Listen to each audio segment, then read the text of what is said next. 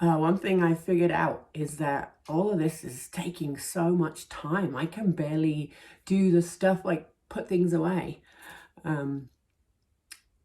That's awesome. I don't have time to waste. I wasted a lot of years. So today I have an event that I'm going to that requires me to wear a yoga outfit. And like I've mentioned, I'm not a yoga girl, but I did grab a couple things. And I want to talk about this old built-in bra thing. Anybody else have to cut out the inside of every single top you buy? Because not everybody's stuff is the same size. And if I wore this top, oh, I hope I didn't cut too much. It literally just goes right across the middle.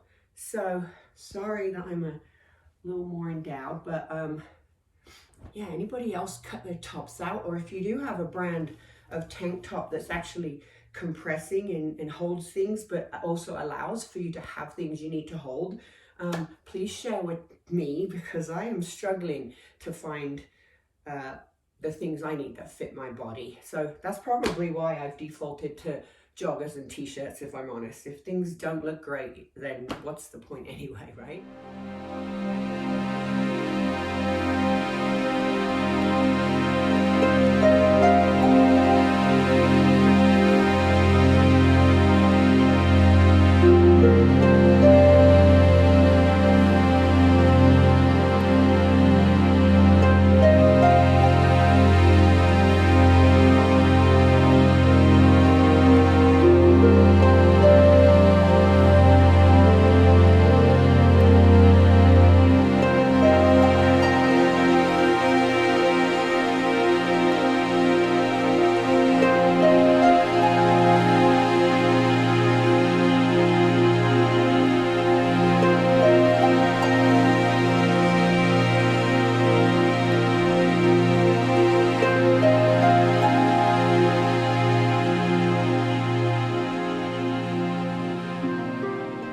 Well, I had a extremely deep,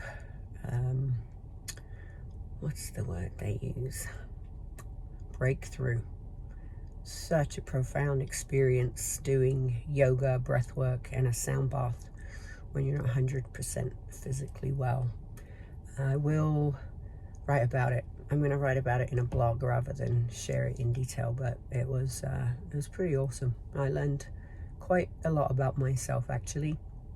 And I didn't expect, but I went in open, and that's what came to me. So I'm heading into work now, trying to get back to normal life. Oh, hope it stays at bay. So I'm cutting this in from the future. But I had the most profound experience at this event, and I couldn't speak on it. I could barely speak, actually. I had to get to work, and so I kind of dipped out and left. And as I thought through what I had just experienced, I just was taking voice notes, and I started to try to remember everything I'd experienced. And then, so now I'm going to try and put it in order to make sense to you. So this is going to be a story time. It's a long one, but it's pretty insightful. When I was 17 years old, I was introduced to Mormon missionaries. A friend of mine calls me. She said, these two hot young Americans are coming over, talk to me about something. You should come over. Well, who's not going to go over? So I went over. Imagine, if you will, young men, clean cut, handsome or not, traditionally handsome or not, all they do all day is serve other people and try to bring joy and light to people. So these young men have a glow and a spirit and an energy that you are attracted to. So they're attractive, which is a better word than better looking, right? Some of them are really good looking, but they're attractive. And so, of course, I was there. My friend, who was quite a bit older than me, very Catholic, loved to sit and argue with them about this, that, and the other. But they were introducing this concept that I had never experienced. I grew up without any religion at all. Nothing. We might roll into church midnight mass because it was the only place open after a bar closed. But it was like no church for me, no belief system. So I always had those little questions. Where are you from? Why are you here? Where did my goldfish go when he died? You know, dumb things like that. But you always just got appeased with your mums, you know, well, they go to heaven and that's kind of the end of the subject. So here I was being presented with this plan of eternal life. It wasn't a belief, it wasn't an idea. It wasn't something you had to be like, have faith. It was literally like, we know the answers. Here's a diagram. This is how it works. And if you do these things, you will have this. There's no other way. All these churches have all this information and truth, but we are the only church on the earth that has all of the truth, and this is the only way that you can have a connection.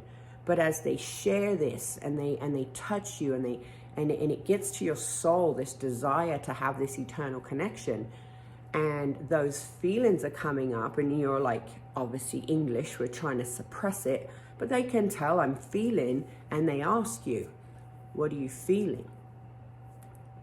I don't know. And they can see I'm emotional. And they said, I can tell you what you're feeling. And they tell me, they explain to me, this is the spirit speaking to me, telling me that what they're teaching me is the truth.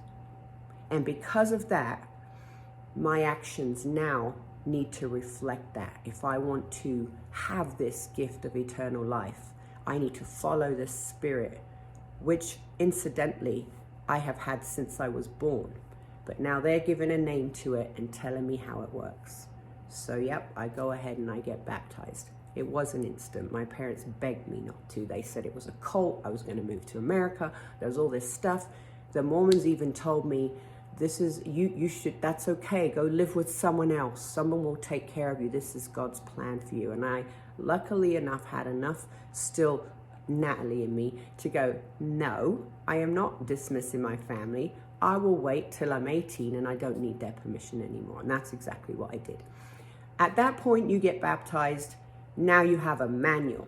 Here's your manual. Here's all the rules you need to follow. Here's all the things you're not allowed to do anymore. Here's all the things you need to do every day of the week. And trust me, that looks very different when you live in the UK than it does when you live in Utah, where you've been born and raised with this programming. So suddenly I'm not allowed to do this. I'm not allowed to do this. I'm not allowed to do that. And it's like, oh, there we go. Fast forward your future 25, 30 years and your spirit that was supposed to be there to guide you and to feel the energy that had guided me to that point. And just to go back before this church experience, I was a strong, independent young person. I was outspoken, I hope to think not in a bad way, but if somebody said something that wasn't right or unfair or just wrong, I would call them out on it. I would say, I'd say, that doesn't make sense to me. Make it make sense, because it doesn't. So I had that. I had an opportunity. I had been dating someone who was very successful, and he wanted me to travel with him and do all these things. And I said, no, I am not interested in being somebody's little wife. I want to be my own person. I have my own goals, my own dreams, my own education. I was already in college. And so, yeah, that had to go away, that relationship. So here I am now in this space where they're telling me what I can and can't do. So like I said, we go back to the more modern day, and when everything crumbled for me and the church fell apart, that's a whole nother story. And I realized that I had been like sold into this with this heart cell. I'd been sold into this investment that I had literally invested my time, money, and everything that I was into. And all the times that I felt unsettled, or that it didn't feel right to me, or the teachings like, yeah, that doesn't really make sense. And when we're talking about, there's issues with racism, there's issues with white being dominant, there's issues with having to be straight. I don't care what they say. Oh, we love gay people. No, they don't. They don't love gay people. They just accept that they exist, and we have to pretend we love gay people. But they continually tell you you're nothing. Oh gosh, don't let me go there. So here I am in all these times where I am not feeling the spirit, and I am being taught, well, possibly that's because you're not worthy. Maybe you haven't served enough. Maybe you're not going deep enough. Maybe. And all the time we become less and less and less and less and less of our own feelings and more of do. And when you do more and more and you start to feel worse and worse, you go, okay, something's not adding up here. And I got the right resources and I was able to get myself out of there. The next thing that happened that was kind of devastating to me was a year or so later, I went to a store that sold crystals and they do energy work and things like that there. Never been anywhere like this before. I walked through the door and I almost felt physically ill. Like there was so much going on in there and I'm like, what's happening to me? And I had to step out for a minute because it was almost like you're unsafe. You're like, something's unsafe. But then I was like, okay, get over yourself. It's a crystal shop. And I walked back in and they had a little a thing that you could do, a process where they kind of like had you sit. They had a machine and they could read your chakras. And I never even really heard this term, if I'm honest, at this point. But they explain it that, you know, what they are, and that really your ideal is that they all kind of glow evenly. So as you can see this come up image on the screen, you get to see if you're glowing evenly. And in my physical body and my chakras, my intuition chakra was like bulging almost out of my body. My others in between were pretty similar. And then my crown chakra, which is your connection to a higher power, didn't exist. Not even a dot. And it kind of broke my heart a little bit because I had spent 25 plus years feeling that I was connected to a higher power, speaking to this higher power daily, multiple times a day, wishing it to guide me in life, wishing it to protect my children. And here in this break, I've shut it down. No longer will I trust. That was it. Everything's fake. Everyone's trying to con you. I will no longer trust. And that was that story. So now as I've moved into this phase in life, and I have been more open, and I go to yoga, and I've done some classes, and I've started to try to feel again. And my main concern from all of this past, or one of the traumas I had to deal with from it, was how do I trust that I can make a good decision? Because I sure made one that took a lot from me, changed my life. There are good parts. I'm not going to go all the way through, but how do I trust myself to make a good decision? And that's been one of the hard things with this little journey, was like, it took me months and months in therapy saying I need to do something, but I couldn't trust that it was the right thing to do. And what if it blows up my family? What if it ends my marriage? All these things that were coming to me. And then I thought, you know what? You got to trust you can make. And so this one decision I made to step into this journey and then to share it, and the world is opening up to me at this point. Let's talk about the event.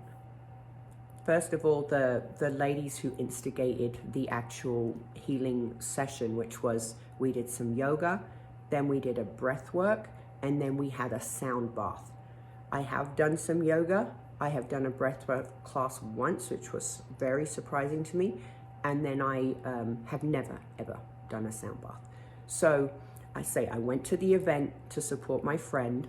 One of the things it said on the invite was the yoga outfit, and I rolled up in my leggings, and I did it, again for them, not for me. And then I realized, because I had been sick, that I could possibly at any point have a coughing fit. I also knew that I had to be to work in a little while, so I decided to get my yoga mat on the end in the back, and there were 2 rows of us. People kept coming in, and I kept kind of getting pushed, and I kept like going, hey, I need to be on the end. So I was like moving other people, and finally we settled and we get started with our yoga. So I'm on the end. So this was the first thing that happened that I noticed.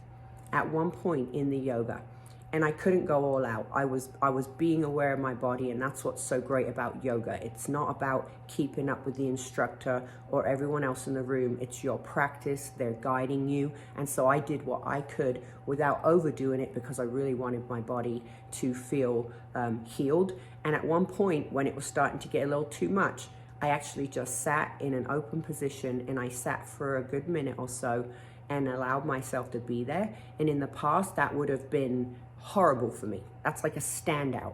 But I realized nobody's watching you. They're in their own practice. So I was there.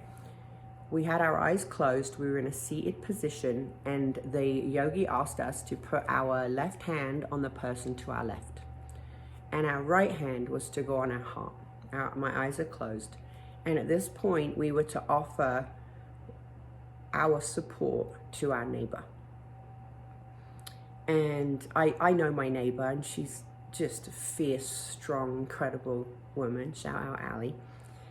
And I knew a lot of people in there. And as I was holding Allie, I was kind of almost shaking in my arm. And bear in mind, I'm not out of shape. So I'm like, why is this happening? But it was so hard for me to pass energy to this person. And I realized, because I was on the end, that nobody was touching me. Nobody was giving me energy.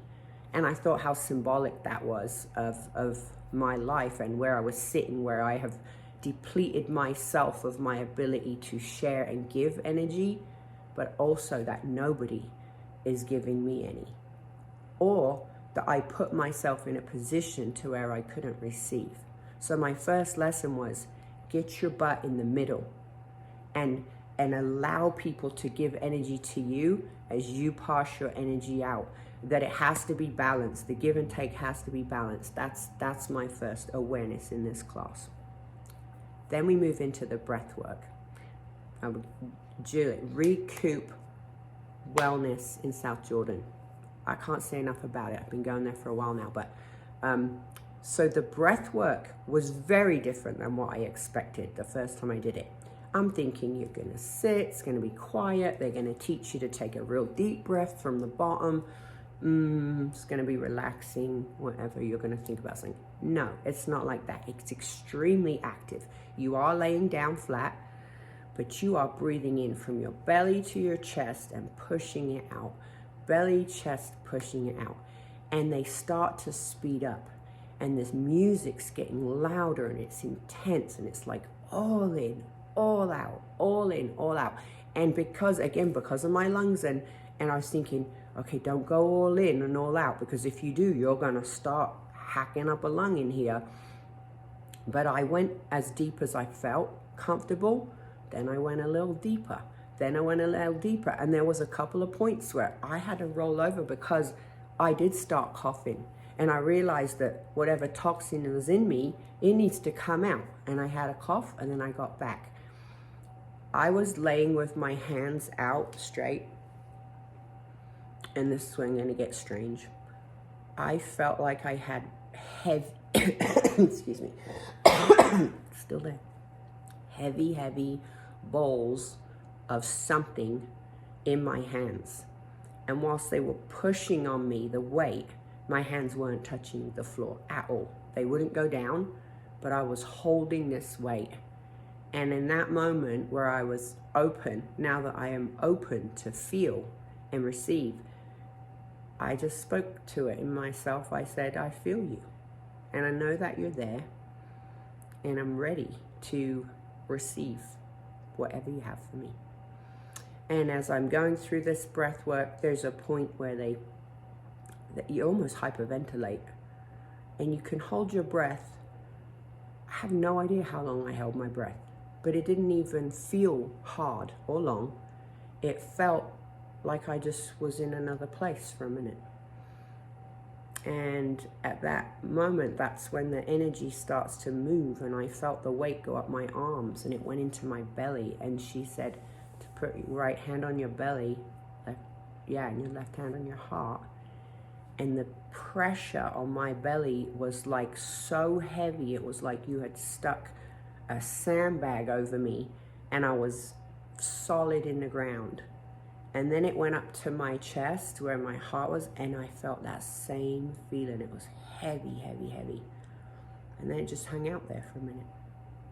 And so I opened my arms back up and I said, I need more. I need more.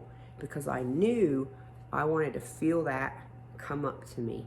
And I started to feel the heat in my cheeks and my ears.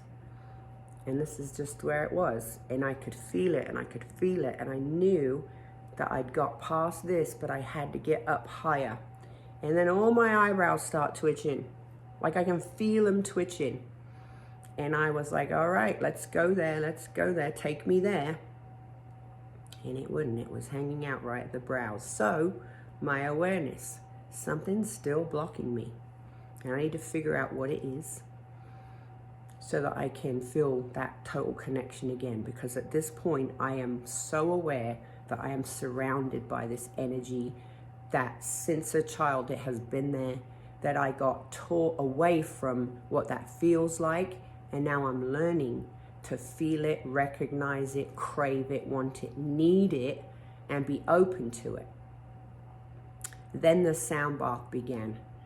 And I apologize, I will put it in the note, but I couldn't remember who was doing it. And if you haven't experienced this, it's like an echoey, such a strong vibration of sound. And it was so intense that it was like I had my head in a bowl. Like that's how intense this sound was, and pretty incredible. And then she kind of hit a gong of some sort and made a chime, and it sounds exactly like a clock chiming in the village church in England. And in that moment, it took me there. And I was this young kid running around in the fields by my house, all boys. I grew up with all boys. My best friend was moved away when she was 7 and I was 8. We had been together since we were 2 and 3. And so I was in this neighborhood of boys. I was a tomboy. I lived in the fields. We built camps. We did all that. I was strong. I was as strong as them. Nobody ever excluded me. I was great at sports. I could climb. I did all the things. So that's where I was comfortable. Then as I got older and I went to high school, I actually went to an all-girls school. Sounds crazy. Yeah, there's adventures, but in an all-girls school surrounded by girls, I found it very hard. I have a few friends that I really connected with, but I felt like I'm just not a girly girl. I wasn't just talking about boys all day. I wasn't interested in doing my hair before school. I just wasn't that person. And so as a result, as a teenager and an older teenager, I had all boyfriends. Again, guy friends. We weren't ever messing around. We weren't dating. I was one of them. I was one of the lads. I was the guy. So then you do attract girls a little bit, but usually that's because you're the gateway to the guys. But, I had a lot of male friends. And so that was my comfort zone. And then when I joined Mormonism, things changed for me. I also had graduated college. And then things happened. So in this moment, when this gong sounds, and I see myself again as this young child, it's like I was there. I was in that moment. And right then I realized how much I had rejected being a female. Not in the way that I don't have any transgender feelings. I have no desire to be a boy. Zero. It's very different than that. People think you're just choosing to be transgender because you'd rather play sports and stuff. It is not that. It's a totally different brain chemistry. So please disregard that idea. But I rejected being a female for some reason.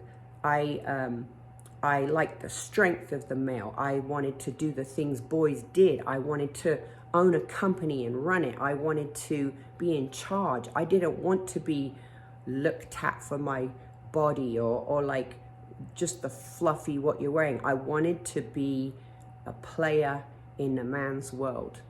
I never owned a doll growing up. I only had stuffed animals. I didn't ever want to play house. I don't want to hold anyone's baby. I never ever aspired to be a mom. I just knew that I would because I was a girl and I was the vessel to be a mom. So if I wanted kids, it was coming through me, but it wasn't like, oh, I can't wait to do these feminine things. I saw, so there we are. Then when you go to a high school that's a little bit elevated, that, you test into your high school. So here they have all these women and they are teaching you into this career life. Like, you are going to be the movers and the shakers in the world, which I respect about the UK. There's a lot more equality there for male and female than I experienced in Utah. In my school, okay, I'm getting off track, so I'm just going to nix that. Move to Utah. Let's do that. We moved to Utah, and my fierce, strong, independent self, who has not only gotten married, stupid young, had 2 kids 11 months apart, got divorced because it was toxic, dangerous, and not what I wanted for my kids, and I chose that. I've spent time in a women's refuge for safety. I've had to get restraining orders, and I 100% paid for my life entirely. I got 0 from the government, from church, from family. I took care of myself. So when I moved to Utah, and now there's immigration, I can't work for several months, my credentials won't transfer, so I can't even work in the field I'm trained and experienced in. And at that moment, where my awesome husband is making not great money, but enough, he's like, well, if you want to stay and take care of the kids, like, I can cover the bills. Well, that sounds like a fantasy to someone who's never had a day off since they were 12 years old with a paper out. I didn't know how it would diminish my independence, but at the time it seemed like a good idea. Then the longer I was in Utah, the more I got deeper into this church life. I was told what being a woman looked like. You were to lift your husband to a higher level because he would lead you to the eternities.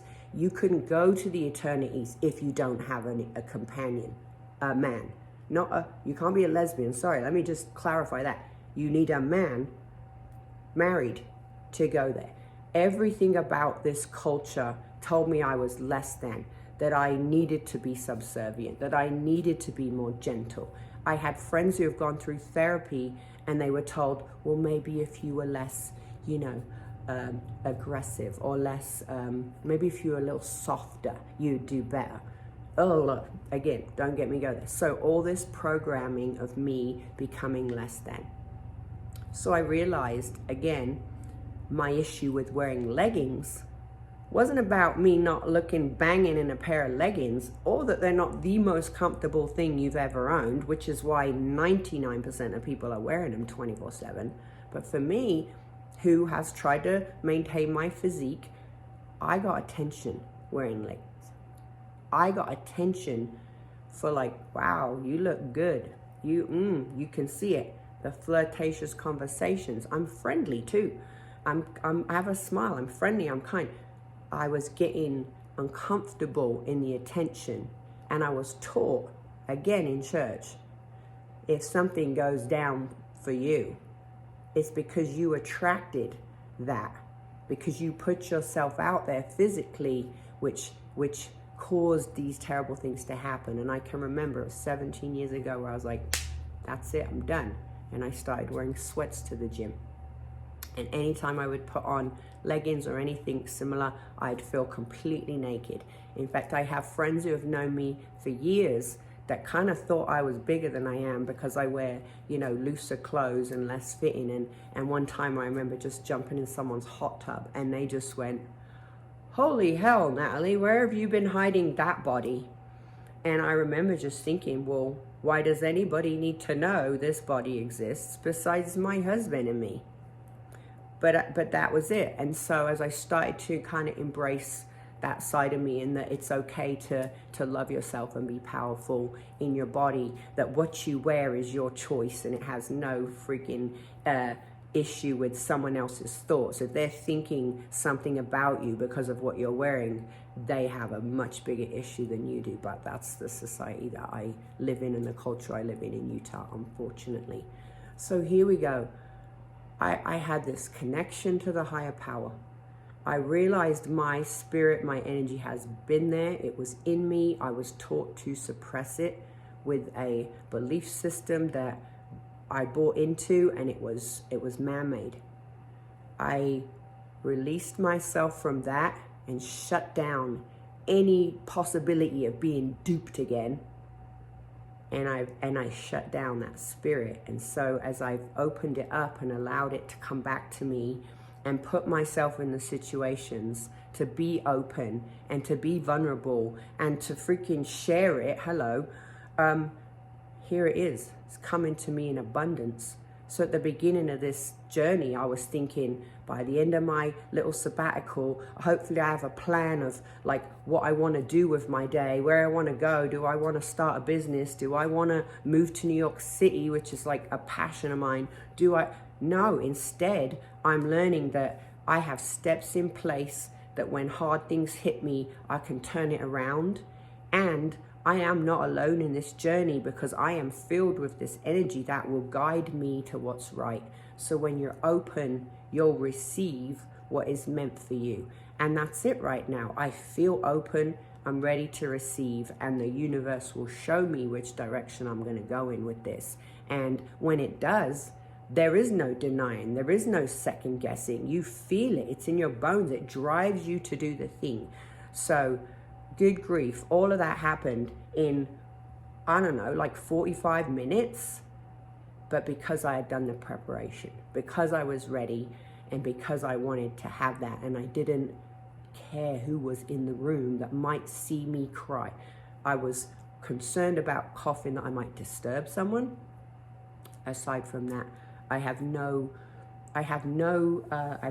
to hide. I have nothing that I try to pretend. I don't do filters. I would never, I can't do fake things. I just have to be real. And so that was my experience. And again, I'll share the place that I go. I go there for chiropractic work and massage, but they do breathwork classes. They do all kinds of workshops. You don't have to be a member. You can drop in and pay as you go. So you can try it out once. But I'll tell you, the first time was shocking to me, and the second time was life-changing. So to me, that's worth the 10 or 15 bucks it costs to get in a class. Yeah, that's a long story time, and I'm sorry that I had to kind of add it in, but I say it affected me and touched me in such a deep way that I couldn't even really speak on it. And then when I got done, I had to go to work and spend 5 hours lasering people. So, you know, there's your real life. But I had an incredible experience, and I get to share the good part today. All done with work, and I'm feeling pretty good actually. Yeah, I'm over here, Tesla charger station, getting juiced up for tomorrow. But it has been an incredible day, and gosh, it's hard to process everything. So I've been taking voice notes and trying to remember things, and I will share and try to capture.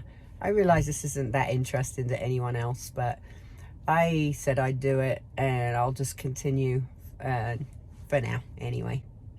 Good night.